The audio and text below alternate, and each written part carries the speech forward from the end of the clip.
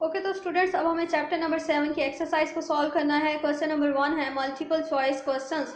Put a tick on the correct answer. के correct answer पे एक टिक मार्क लगाएं कि spontaneous chemical reaction takes place in. Spontaneous chemical reaction कौन से सेल में होता है? इलेक्ट्रोलिटिक सेल में नॉन स्पॉन्टेनियस रिएक्शन होता है और गैल्वेनिक सेल में स्पॉन्टेनियस केमिकल रिएक्शन होता है। ठीक है, तो गैल्वेनिक सेल क्या है? करेक्ट आंसर है।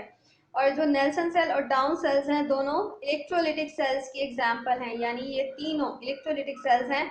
तो इलेक्ट्रोलिटिक सेल्स में क्या होता है? नॉन स्पॉन्टेनियस रिएक्शन, और गैल्वेनिक सेल में स्पॉन्टेनियस केमिकल रिएक्शन होता है। ठीक है, formation of water from hydrogen and oxygen is क्या है? Redox chemical reaction. की जो हमारे पास पानी बनता है हाइड्रोजन और ऑक्सीजन से, वो कौन सा रिएक्शन है? वो एक रिडॉक्स रिएक्शन है जिसमें रिडक्शन और ऑक्सीडेशन रिएक्शंस दोनों साइमल्टेनियसली होते हैं। ठीक है, so this is the reaction of formation of water from hydrogen and oxygen। Hydrogen gas का ऑक्सीडेशन नंबर क्या है? 0। ऑक्सीजन का भी ऑक्सीडेशन नंबर क्या है? 0। तो यहाँ पर क्या हुआ कि हाइड्रोजन इलेक्ट्रॉन लूज किए, हाइड्रोजन ऑक्सीडाइज हो गया। हर एक दो हाइड्रोजन एटम्स है ना, एक हाइड्रोजन एटम ने एक इलेक्ट्रॉन लूज किया तो चार्ज क्या आया? +1। ठीक है, तो टोटल दो हाइड्रोजन एटम्स ने कितने इलेक्ट्रॉन लूज किए? दो इलेक्ट्रॉन लूज किए। वो दो इलेक्ट्रॉन किसने गेन किए? ऑक्सीजन ने। और हमें कैसे पता चला? क्योंकि उसकी ऑक्सीडेशन स्टेट 0 से -2 हो गई। माइनस का मतलब इसने इलेक्ट्रॉन गेन किए हैं, प्लस का मतलब इलेक्ट्रॉन लूज किए हैं। ठीक है, तो यहाँ पे क्या हो रहा है? हाइड्रोजन ऑक्सीडाइज हो गया, ऑक्सीजन रिड्यूस हो गया, जिसकी वजह से ऑक्सीडेशन और रिडक्शन रिएक्शन होने की वजह से हम कहते हैं कि formation of water from hydrogen and oxygen is a redox reaction. ठीक है, oxidation and reduction reactions are collectively known as redox reactions.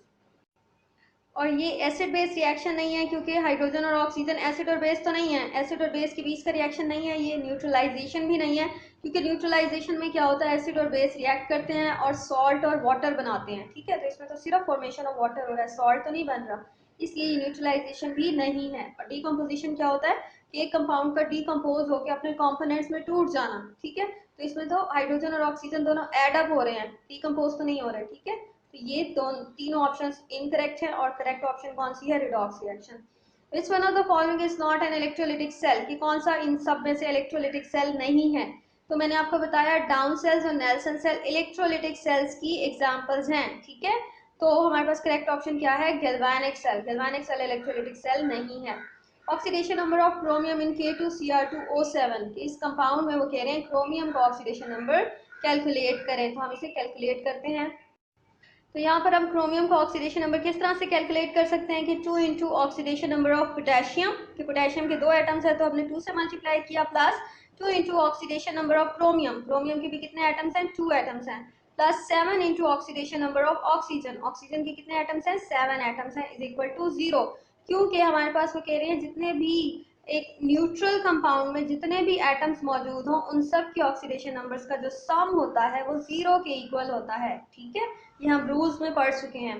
तो पोटेशियम जो है वो फर्स्ट ग्रुप से बिलोंग करता है, इसलिए पोटेशियम का ऑक्सीडेशन नंबर क्या होगा? +1। ठीक है, 2 + 1 + 2 into oxidation number of chromium, chromium का हमें फाइंड आउट करना है। और ऑक्सीजन का भी हमने पढ़ा है कि ऑक्सीजन का जो ऑक्सीडेशन नंबर है वो इसके मोस्टली कंपाउंड्स में -2 होता है। ठीक है, तो ऑक्सीजन का ऑक्सीडेशन नंबर हमने क्या लिखा? -2। जब हम इसे कैलकुलेट करेंगे 2 इंटू 1 + 2 हो गया, इसका हमें फाइंड आउट करना है, और 7 इंटू 2 क्या हो गया? -14। -14 और +2 को जब हम कैलकुलेट करेंगे तो क्या बनेगा? -12। ठीक है, उसके बाद 12 को जब हम इक्वेशन के इस तरफ ले जाएंगे तो ये क्या बना देगा? +12। ठीक है, इसका साइन चेंज हो जाएगा। फिर उसके बाद हमने इस 2 को हटाना है, तो हम क्या करेंगे? हम बोथ साइड्स पे 2 से डिवाइड करेंगे। डिवाइड करने पर हमें क्या मिला? ऑक्सीडेशन नंबर ऑफ क्रोमियम, एक क्रोमियम एटम का ऑक्सीडेशन नंबर क्या है? +6। ठीक है, तो इसलिए करेक्ट ऑप्शन क्या है? +6। Next we have MCQ number 5। Which one of the following is not an electrolyte? इनमें से बताएं कौन सा इलेक्ट्रोलाइट नहीं है? तो sugar solution is the correct answer, क्योंकि शुगर सोल्यूशन एक कोवेलेंट स्ट्रक्चर है, इसका बहुत कॉम्प्लेक्स किस्म का स्ट्रक्चर होता है, जिसकी वजह से ये पानी में जब हम इसे डालते हैं तो ये आयंस प्रोड्यूस नहीं करता, और वो सब्सटेंस जो आयंस प्रोड्यूस नहीं करती वो नॉन इलेक्ट्रोलाइट होता है। ठीक है, तो शुगर सोल्यूशन नॉन इलेक्ट्रोलाइट है। सल्फ्यूरिक एसिड एक स्ट्रॉन्ग इलेक्ट्रोलाइट है, क्योंकि ये कंप्लीटली आयनाइज हो जाता है। सोडियम क्लोराइड भी एक स्ट्रॉन्ग इलेक्ट्रोलाइट है, ये भी ऑलमोस्ट कंप्लीटली आयनाइज हो जाता है, जब हम इसे पानी में डालते हैं तो ये बहुत सारे आयंस प्रोड्यूस करता है। ठीक है, और लाइम सोल्यूशन, लाइम का मतलब है कैल्शियम हाइड्रोक्साइड सोल्यूशन, ठीक है। तो कैल्शियम हाइड्रोक्साइड भी हमने पढ़ा है कि ये एक वीक इलेक्ट्रोलाइट है, ये कम आयंस प्रोड्यूस करता है लेकिन करता है, इसलिए ये भी एक इलेक्ट्रोलाइट है। तो नॉन इलेक्ट्रोलाइट कौन है? Sugar solution. Most common example of क्रोयन, सबसे कॉमन एग्जाम्पल क्रोयन की हमने पढ़ी क्या है? रस्टिंग ऑफ आयरन, लोहे को जंग लगना आपको ज्यादा कॉमनली दिखाई देता है अपने इर्द गिर्द। Nelson cell is used to prepare caustic soda along with gases, which of the following gas is produced at cathode? तो कह रहे हैं जो नेल्सन सेल है उसमें हम कॉस्टिक सोडा यानी सोडियम हाइड्रोक्साइड प्रोड्यूस करते हैं, तो उसमें कुछ गैसेस भी प्रोड्यूस होती हैं, ठीक है। तो वो कह रहे हैं कौन सी गैस प्रोड्यूस होती है कैथोड पर? कैथोड आपको पता है उस तरफ कौन से आइंस मूव करते हैं? केटाइंस। और नेल्सन सेल में हमारे पास कौन से केटाइंस होते हैं? सोडियम आइंस होते हैं और हाइड्रोजन आइंस होते हैं। सोडियम आइंस तो बना देते हैं कॉस्टिक सोडा, ठीक है, वो जाके सोडियम हाइड्रोक्साइड बना देते हैं। तो जो हाइड्रोजन आइंस होते हैं ना, केटाइंस, वो जाते हैं कैथोड पर, कैथोड पर इलेक्ट्रॉन्स को गेन करते हैं। जाहिर सी बात है पॉजिटिव चार्ज है ना, इलेक्ट्रॉन्स की कमी है, इलेक्ट्रॉन्स की कमी को दूर करने के लिए क्या करते हैं? इलेक्ट्रॉन्स को गेन करते हैं, रिडक्शन प्रोसेस होता है कैथोड पर, और गेन करने के बाद ये बनाते हैं H2 गैस, ठीक है। तो हमारे पास जो है कैथोड पर कौन सी गैस प्रोड्यूस होती है? H2 गैस, क्लियर है। उसके बाद जो है हमारे पास during the formation of water from hydrogen and oxygen which of the following does not occur, कि वाटर की फॉर्मेशन जब होती है हाइड्रोजन और ऑक्सीजन गैसेस की वजह से, तो कौन सा इवेंट इसमें से नहीं होता? ठीक है, वो कह रहे हैं hydrogen has oxidised, oxygen has reduced, oxygen gains electron and hydrogen behaves as oxidising agent. तो इसको हम रिएक्शन से समझ लेते हैं। इस रिएक्शन से हम समझ सकते हैं कि जो हमारे पास हाइड्रोजन और ऑक्सीजन गैसेस कंबाइन करती हैं और वाटर बनाती हैं, तो इसमें क्या होता है कि उन्होंने कहा है हाइड्रोजन हैज ऑक्सीडाइज, तो हाइड्रोजन ऑक्सीडाइज हो रहा है। हाइड्रोजन जो है वो क्या कर रहा है? अपने इलेक्ट्रॉन्स लूज कर रहा है, इलेक्ट्रॉन लूज करके उसने +1 चार्ज अटेन कर लिया, तो इसका मतलब है हाइड्रोजन क्या हो गया? ऑक्सीडाइज, दैट इज हाइड्रोजन से इलेक्ट्रॉन लॉस हुए हैं, लॉस ऑफ इलेक्ट्रॉन हुआ है हाइड्रोजन पर, जिसकी वजह से हाइड्रोजन ऑक्सीडाइज हो गया। तो ये इवेंट तो हो गया। उन्होंने कहा कौन सा इवेंट नहीं हो रहा, हमें वो बताना है, ठीक है। तो ऑक्सीजन हैज रिड्यूस्ड, ऑक्सीजन यहाँ पे रिड्यूस भी हुआ है, रिड्यूस का मतलब है ऑक्सीजन इलेक्ट्रॉन्स गेन किए हैं, ठीक है। आप देख सकते हैं 0 से -2 में ऑक्सीडेशन स्टेट चली गई है, इसका मतलब है पहले इसके पास 0 स्टेट थी, अब इसने 2 इलेक्ट्रॉन्स गेन किए हैं, तो ये क्या हो गया? रिड्यूस हो गया। Oxygen gains electron, oxygen electron gain कर रहा है, ठीक है। ये 3 इवेंट्स हो गए। कौन सा इवेंट नहीं हो रहा? तो hydrogen behaves as oxidising agent, hydrogen किस तौर पे बिहेव कर रहा है? रिड्यूसिंग एजेंट के तौर पर बिहेव कर रहा है, क्योंकि जो सब्सटेंस खुद ऑक्सीडाइज होती है इटसेल्फ, जो ऑक्सीडाइज होता है वो रिड्यूसिंग एजेंट के तौर पर काम करता है। यानी ये क्या कर रहा है? ये अपने इलेक्ट्रॉन लूज करके किसको दे रहा है?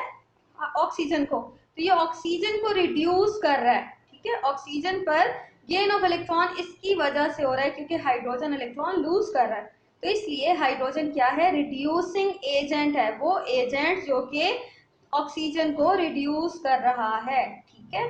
इसलिए ये ऑप्शन करेक्ट है। नेक्स्ट एमसीक्यू नंबर 9 है the formula of rust is, rust का क्या है फॉर्मूला? Fe2O3.NH2O, ठीक है। ये फॉर्मूला आपने याद रखना है, ये बहुत इंपॉर्टेंट एमसीक्यू है। In the redox reaction between zinc and hydrochloric acid, the oxidizing agent is hydrogen, ion होता है oxidizing agent, इसको भी हम रिएक्शन से समझ लेते हैं। So this is the reaction between zinc and hydrochloric acid। इसमें आप देख सकते हैं कि जिंक की ऑक्सीडेशन स्टेट 0 थी और हाइड्रोजन की ऑक्सीडेशन स्टेट क्या है? +1, ठीक है। तो हाइड्रोजन जो है वो क्या हो गया? +1 से कौन सी स्टेट में चला गया? 0 ऑक्सीडेशन स्टेट में, ठीक है। तो +1 का मतलब है इसके पास इलेक्ट्रॉन्स की कमी थी, अब इसकी वो इलेक्ट्रॉन्स की कमी दूर हो गई है, ये न्यूट्रल हो गया, 0 स्टेट में आ गया। तो इसकी कौन सा प्रोसेस हुआ है? रिडक्शन प्रोसेस हुआ है। और जो खुद रिड्यूस होता है वो कौन सा एजेंट होता है? वो ऑक्सीडाइजिंग एजेंट होता है। ऑक्सीडाइजिंग का मतलब कि वो दूसरे को ऑक्सीडाइज करता है, दूसरे के इलेक्ट्रॉन के लॉस होने की वजह बनता है, ठीक है। क्योंकि जिंक जो है उसने अपने इलेक्ट्रॉन कहाँ पे लूज किए हैं? उसने इलेक्ट्रॉन्स हाइड्रोजन को दिए हैं। अगर हाइड्रोजन मौजूद ना होता तो वो इलेक्ट्रॉन लूज नहीं कर सकता था, तो उसके हाइड्रोजन लूज करने की वजह कौन बना है? हाइड्रोजन आइन। तो ये क्या हुआ? ऑक्सीडाइजिंग एजेंट, वो एजेंट जो कि जिंक के ऑक्सीडाइज होने की वजह बना है। इसलिए हमारे पास जो है हाइड्रोजन आइन क्या है? ऑक्सीडाइजिंग एजेंट है। और जिंक क्योंकि ऑक्सीडाइज हो गया, जिंक ने 2 इलेक्ट्रॉन लूज किया, +2 चार्ज आ गया, तो जिंक क्या हो गया, रिड्यूसिंग एजेंट, क्योंकि ये हाइड्रोजन के रिड्यूस होने की वजह बना है, हाइड्रोजन के गेन ऑफ इलेक्ट्रॉन की वजह है जिंक। ठीक है, इसलिए जिंक रिड्यूसिंग एजेंट है और hydrogen plus ion oxidising agent है, तो ये करेक्ट आंसर है।